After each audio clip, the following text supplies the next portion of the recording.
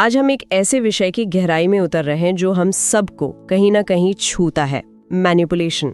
मतलब किसी के दिमाग से खेलने की कला। हाँ, हमारे पास एक YouTube वीडियो का ट्रांसक्रिप्ट है जो डार्क साइकोलॉजी और रिवर्स साइकोलॉजी के सिद्धांतों को परत दर परत खोलता है। और शुरू करने से पहले ये साफ कर देना बहुत जरूरी है कि आज की हमारी ये पूरी बातचीत किसी को मैनिपुलेशन सिखाने के लिए बिल्कुल नहीं है। बिल्कुल, इसका मकसद ठीक उल्टा है। ये एक तरह की मानसिक सेल्फ डिफेंस ट्रेनिंग है।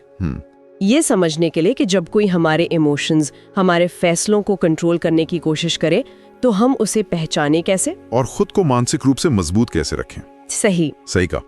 ये अपनी दिमागी शांति और अपनी पावर को वापस अपने हाथ में लेने के बारे में है। ये समझने के बारे में है कि जो आपको कंट्रोल करना चाहता है उसकी चाल को उसी के खिलाफ कैसे इस्तेमाल किया जाए ताकि वो पावर बैलेंस बना रहे। तो चलिए इसे खोलकर देखते हैं। सबसे पहला और सबसे बड़ा सवाल, एक मैनिपुलेटर की पहचान होती कैसे है? क्योंकि स्रोत के मुताबिक ये लोग बाहर से तो बड़े आकर्षक लगते हैं। बिल्कुल, या बहुत देखभाल करने वाले, या फिर आत्मविश्वास से भरे हुए। और यही तो सबसे बड़ा धोखा है। हाँ, वो कभी सींग लगाकर नहीं आते। उनकी पहचान उनके व्यवहार के पैटर्न में छुपी होती है। वो आपकी भावनाओं के साथ खेलते हैं। जैसे कि कंफ्यूज करना, आप में अपराध बोध यानी गिल्ट पैदा करना, या फिर आपको डराना। उनका एक ही मकसद होता है, आपकी सोच को धुंधला कर देना ताकि वो अपनी मर्जी चला सके। यहाँ पर स्रोत में एक बहुत ही कमाल की बात सामने आई है। वो कहते हैं कि मैनिपुलेटर की असली ताकत उसकी अपनी चालों में नहीं बल्कि हमारी प्रतिक्रिया में है। एग्जैक्टली। उसे हमारा गुस्सा चाहिए, हमारा डर चाहिए, हमारी वो लंबी चौड़ी सफाई चाहिए। बिल्कुल। जैसे ही आप खुद को सही साबित करने के लिए ज्यादा एक्सप्लेन करने लगते हैं, आप उनका खेल खेल रहे होते हैं। वो आपको इमोशनल तौर पर थका देते हैं। और एक थका हुआ दिमाग आसानी से कंट्रोल किया जा सकता है। वो चाहते हैं कि आप अपनी ऊर्जा बहस में और सफाई देने में बर्बाद कर दें। तो इसका मतलब पहली रक्षा पंक्ति है अपनी प्रतिक्रिया को कंट्रोल करना। यहाँ से एक बहुत ही कारगर नियम निकलता है, अपनी प्रतिक्रिया कम करें। स्रोत कहता है कि हर बात का जवाब देना, हर आरोप पर सफाई देना जरूरी नहीं है। कभी कभी आपकी चुप्पी सामने वाले के सबसे बड़े हथियार को बेकार कर देती है। सही। और उनकी एक और बहुत आम चाल है अर्जेंसी बनाना। अच्छा, मतलब तुरंत फैसला लेने का दबाव डालना। हाँ, वो ऐसा माहौल बना देंगे कि अगर तुमने अभी हाँ नहीं कहा तो ये मौका हाथ से निकल जाएगा या सब खत्म हो जाएगा। हाँ, ये तो सेल से लेकर रिश्तों तक हर जगह देखा जाता है। ये ऑफर बस आज के लिए है। बिल्कुल। और इसका सबसे आसान तोड़ है समय मांगना। बस इतना कहना सीखना है कि मुझे इस बारे में सोचने के लिए थोड़ा वक्त चाहिए। और जैसे ही आप समय मांगते हैं, उनका बनाया हुआ दबाव का गुब्बारा फूट जाता है। आपको सोचने का मौका मिलता है और उनका कंट्रोल कमजोर पड़ जाता है। ठीक है, तो ये तो हुई पहली पहचान और बचाव। लेकिन मैनिपुलेटर्स ज्यादातर सीधे सीधे हमला नहीं करते हैं। स्रोत कहता है कि वे छुपे हुए इरादों के साथ काम करते हैं। मतलब मदद, सलाह या हमदर्दी के नकाब के पीछे अपना असली खेल खेलते हैं। और इस पैटर्न को पकड़ने का कोई तरीका? हाँ, एक तरीका है ये देखना कि हर स्थिति के अंत में फायदा किसका हो रहा है। अगर बार बार हर बातचीत का, हर फैसले का नतीजा एक ही इंसान के हक में जा रहा है तो ये सिर्फ एक इत्तेफाक नहीं हो सकता। वो एक तरह से शतरंज की बिसात बिछा रहे हैं। और उनका सबसे बड़ा हथियार क्या है? स्रोत के अनुसार ये है अस्पष्टता, एम्बिग्विटी। हाँ, मतलब वो कभी पूरी बात नहीं बताएंगे, आधा सच बोलेंगे, आधा छुपा लेंगे। और इससे होता क्या है कि हमारा दिमाग अपने आप उन खाली जगहों को भरने की कोशिश करता है। और ज्यादातर हम उन खाली जगहों को अपने सबसे बुरे डर या अपनी इनसिक्योरिटी से भरते हैं। फिर हम ओवरथिंक करने लगते हैं और आखिर में खुद को ही दोषी मान बैठते हैं।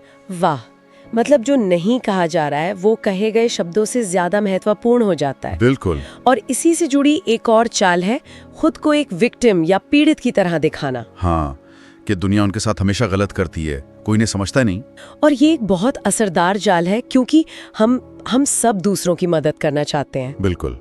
जब कोई खुद को लाचार दिखाता है तो हमारे अंदर सहानुभूति पैदा होती है।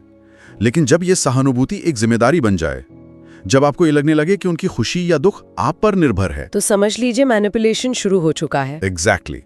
ये सब सुनकर ऐसा लग रहा है कि ये एक पूरा सिस्टम है। क्या स्रोत में इसके बारे में कुछ बताया गया है? हाँ, इसे कंट्रोल लूप कहा गया है। इसके 3 मुख्य हिस्से हैं। पहला है इमोशनल ट्रिगर, आप में डर, गिल्ट या असुरक्षा की भावना पैदा करना। ठीक है। दूसरा है कंफ्यूजन, बात को गोलमोल रखना, अस्पष्ट रहना, ताकि आप साफ साफ सोच ना पा। और तीसरा और सबसे खतरनाक हिस्सा है रिलीफ। जब आप थक हार कर उनकी बात मान लेते हैं तो वो अचानक से बहुत अच्छे बन जाते हैं, आपको थोड़ी राहत देते हैं।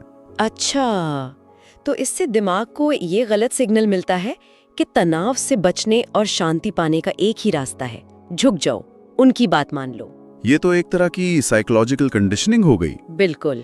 इसे ऐसे समझिए, कोई आपसे कहेगा तुम आजकल मुझसे ठीक से बात नहीं करते, लगता है तुम्हें मेरी परवाह नहीं।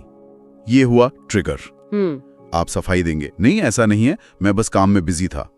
वो बात को गोलमोल घुमाएगा। बिजी तो सब होते हैं, पर अपनों के लिए वक्त निकाला जाता है। ये है कंफ्यूजन। और फिर आखिर में जब आप हार मानकर कहेंगे, अच्छा बताओ मैं क्या करूं तुम्हारे लिए, तो वो कहेगा चलो कोई बात नहीं, मैं ही समझ लूंगा। ये है वो रिलीफ। और दिमाग सीख जाता है कि इस तनाव से बचने का एक ही रास्ता है, झुकना। तो ये कंट्रोल लूप एक तरह का जाल है।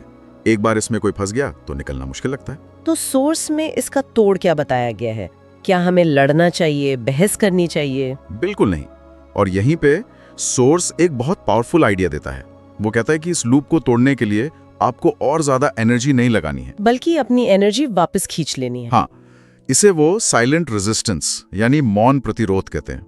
यहाँ से खेल सच में दिलचस्प हो जाता है। साइलेंट रेजिस्टेंस, इसका मतलब है कि जब मैनिपुलेटर आपको उकसाए तो न झुको न लड़ो, बस शांत रहो। और ये शांति उसके पूरे सिस्टम को कंफ्यूज कर देती है। बिल्कुल, क्योंकि उसे लड़ने के लिए आपकी इमोशनल एनर्जी चाहिए।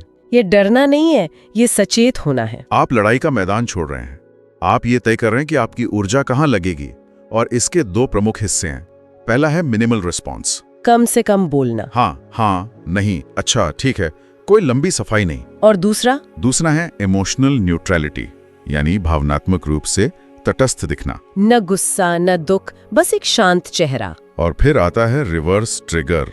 ये मुझे बहुत दिलचस्प लगा। हाँ, यानी मैनिपुलेटर जब कोई बटन दबाए जिस पर उसे एक तयशुदा प्रतिक्रिया की उम्मीद हो, तो आप वो प्रतिक्रिया देने के बजाय कुछ और ही कर दें। जैसे अगर वो आपकी आलोचना करे तो गुस्सा करने या दुखी होने के बजाय आप शांत रहें या बात ही बदल दे। सही। इससे होता यह है कि जो ट्रिगर उसने आपके लिए सेट किया था वो उल्टा उसी पर असर करने लगता है। उसे बेचैनी होने लगती है, वो सोचता है ये काम क्यों नहीं कर रहा।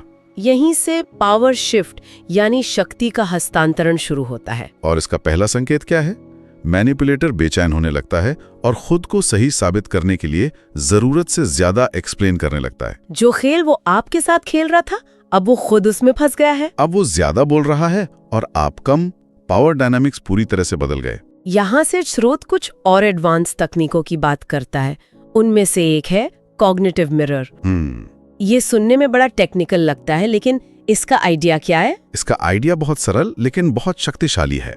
मिररिंग का मतलब है कि आप मैनिपुलेटर को उसी का व्यवहार, उसी की भाषा और उसी की तीव्रता वापस लौटा दें, बिना कुछ कहे, बिना कोई आरोप लगाए। बिल्कुल।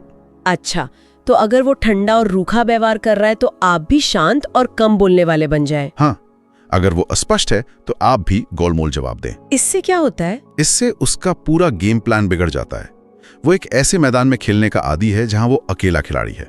जैसे ही आप भी उसी की तरह शांत और अनरीडेबल हो जाते हैं, वो बराबरी के खेल में आ जाता है। और इसके लिए वो तैयार नहीं होता? बिल्कुल नहीं। उसे अपनी ही बनाई दुनिया में अकेलापन महसूस होने लगता है। वो अपने ही पैटर्न से टकराकर अस्थिर हो जाता है। लेकिन इसमें एक खतरा भी तो हो सकता है।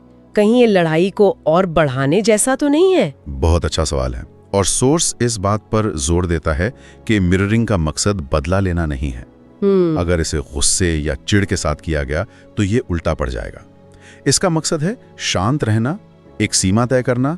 आपको एक एक्टर की तरह बनना पड़ता है जो सिर्फ अपना रोल निभा रहा है। तो कॉग्निटिव मिरर से मैनिपुलेटर को अस्थिर तो कर दिया, लेकिन आप अभी भी उसके मैदान में ही है। स्रोत के मुताबिक असली पावर शिफ्ट तब होता है जब आप मैदान ही बदल देते हैं। बिल्कुल। और यहीं पर स्ट्रेटेजिक विड्रॉल यानी रणनीतिक रूप से पीछे हटने का कॉन्सेप्ट आता है। इसका मतलब भाग जाना या रिश्ता तोड़ देना? पूरी तरह नहीं, और यही इसकी खूबसूरती है।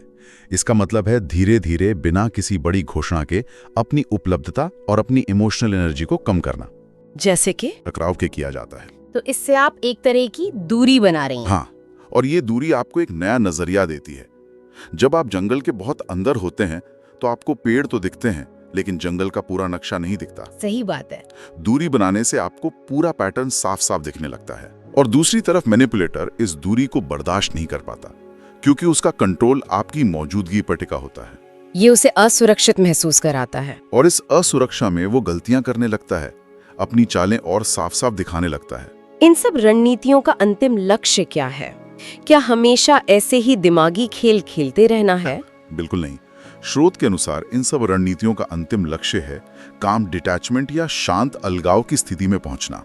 डिटैचमेंट मतलब उदासीन हो जाना कि कोई फर्क ही नहीं पड़ता। नहीं, ये उदासीनता नहीं है, ये जागरूकता है। फर्क पड़ता है, लेकिन वो फर्क आपको हिलाता नहीं, आपको कंट्रोल नहीं करता। आप अपनी भावनाओं के मालिक बन जाते हैं, गुलाम नहीं। बिल्कुल। आप स्थिति को देख सकते हैं, समझ सकते हैं, लेकिन उसकी इमोशनल लहरों में बहते नहीं। आप भाग नहीं रहे, बस आप उसकी इमोशनल ग्रेविटी के असर से बाहर आ चुके हैं। और अंत में आती है वो अवस्था जिसे स्रोत फाइनल ओवरराइड कहता है। ये सुनने में किसी कंप्यूटर अपग्रेड जैसा लग रहा है। और ये है भी कुछ वैसा ही। इस अवस्था में मैनिपुलेशन का खेल आपके लिए मैटर ही नहीं करता। मतलब वो कुछ भी करे, आपको कोई फर्क ही नहीं पड़ता। आपका दिमागी सॉफ्टवेयर ही जैसे अपग्रेड हो चुका है। मतलब अब आपको सचेत रूप से इन तकनीकों के बारे में सोचना नहीं पड़ता कि अब मुझे मिनिमल रिस्पॉन्स देना है या मिररिंग करनी है। बिल्कुल, ये आपकी आदत बन जाती है, आपकी सहज प्रवृत्ति। जैसे एक अनुभवी ड्राइवर को ये सोचना नहीं पड़ता कि कब क्लच दबाना है। मैनिपुलेशन आपके रडार पर आते ही अपने आप फेल हो जाता है। आपकी जागरूकता ही आपका कवच बन जाती है। इस अवस्था में आपको मैनिपुलेट किया ही नहीं जा सकता। तो इस पूरी बातचीत का सार अगर निकालें तो ये है कि मैनिपुलेशन से खुद को बचाने की असली ताकत किसी बाहरी लड़ाई, बहस या चालाकी में नहीं है। नहीं, असली ताकत हमारी अपनी आंतरिक जागरूकता, अपनी प्रतिक्रिया पर नियंत्रण और एक शांत मन में है। ये बाहर की दुनिया को बदलने के बारे में नहीं, बिल्कुल, बल्कि अपने अंदर के ऑपरेटिंग सिस्टम को अपग्रेड करने के बारे में है। ये वाकई में एक शक्तिशाली नजरिया है। अपनी पावर किसी और को देने के बजाय उसे अपने अंदर ही मजबूत करना। बिल्कुल। और इस सब जानकारी के बाद मैं श्रोताओं के लिए एक विचार छोड़कर जाना चाहता हूँ। बताइए। हमने उन सभी पैटर्न और तकनीकों की बात की जो एक मैनिपुलेटर इस्तेमाल करता है, लेकिन सोचिए अगर किसी व्यक्ति का व्यवहार इन सभी पैटर्न से मेल खाता है, तो क्या इसका मतलब हमेशा यही होता है कि वो जानबूझकर एक सोची समझी साजिश के तहत ऐसा कर रहा है? दिलचस्प सवाल है। या ये भी हो सकता है कि ये किसी गहरी असुरक्षा या बचपन में सीखे हुए व्यवहार का अनजाने में किया गया प्रदर्शन हो। शायद वो खुद भी नहीं जानते हैं कि वो ऐसा क्यों कर रहे हैं। हो सकता है। ये सोचना बहुत दिलचस्प है कि एक सचेत इरादे और एक अचेतन पैटर्न के बीच की वो महीन रेखा आखिर कहाँ होती है, और हमारा बर्ताव उस इंसान के प्रति कैसा होना चाहिए जब हमें ये